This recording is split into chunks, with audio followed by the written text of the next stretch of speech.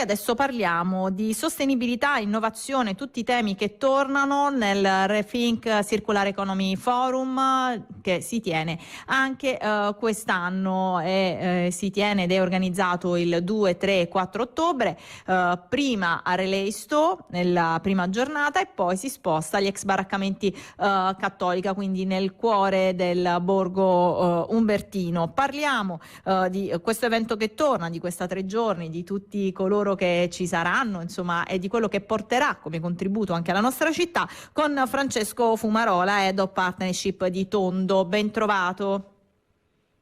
Buongiorno, grazie mille per l'invito ed è un piacere potervi raccontare anche quest'anno come si sta evolvendo questo evento che diventa ogni anno più ampio, ogni anno più ricco di presenze, più ricco di interventi. Siamo giunti alla quarta edizione, solo a Taranto.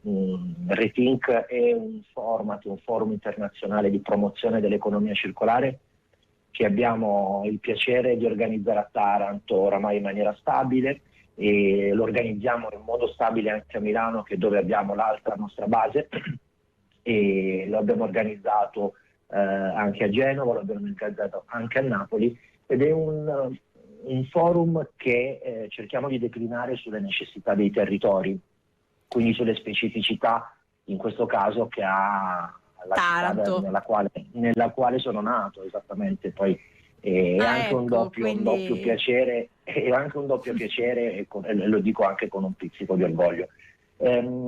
Cerchiamo di consolidare la filiera con Tondo, che è l'organizzazione della quale faccio parte, che organizza Rethink. Siamo partiti oramai quasi 6 anni fa, perché abbiamo fondato l'associazione da cui è partito tutto nel novembre 2018, e non c'era, o purtroppo o per fortuna, perché ci siamo mossi un po' prima, tutta questa costanza nel parlare di economia circolare. Il tema della sostenibilità, inteso in senso più ampio, era già un tema dibattuto, ma siamo stati tra i primi a muoverci verso questo paradigma, che probabilmente è più produttivo e più generativo. Queste sono parole alle quali teniamo molto, e sono parole che hanno dietro dei concetti importanti, ovvero quello di essere generativi.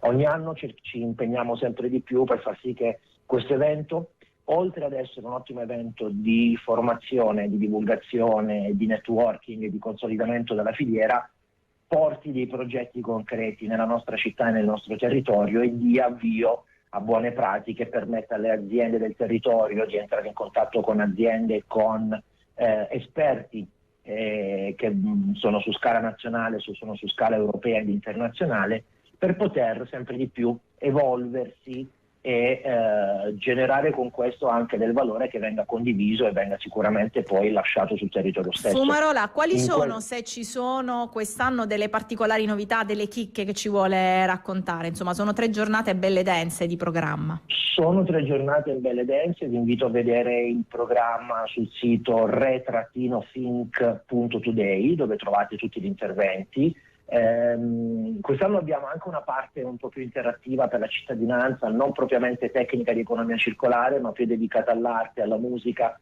ed è un momento di intrattenimento che avremo come un piccolo festivalino. Anche quest'anno abbiamo il piacere di coordinare per Eni Giaulo, la scuola di impresa di Eni, lo Startup Bootcamp in collaborazione con Faros, con Calliope e con altri attori molto interessanti, con Confindustria, e quindi dare sempre quello stimolo alle nuove realtà imprenditoriali, ma così come anche agli studenti. Ogni anno organizziamo, in occasione di Rethink, anche un hackathon in cui le università e gli studenti del territorio entrano in contatto con aziende, dai quali vengono stimolati a creare delle soluzioni intorno a dei problemi, delle issue, direbbero in inglese tecnicamente, e quindi si fa lavorare gli studenti insieme alle aziende. Si mettono concretamente in gioco.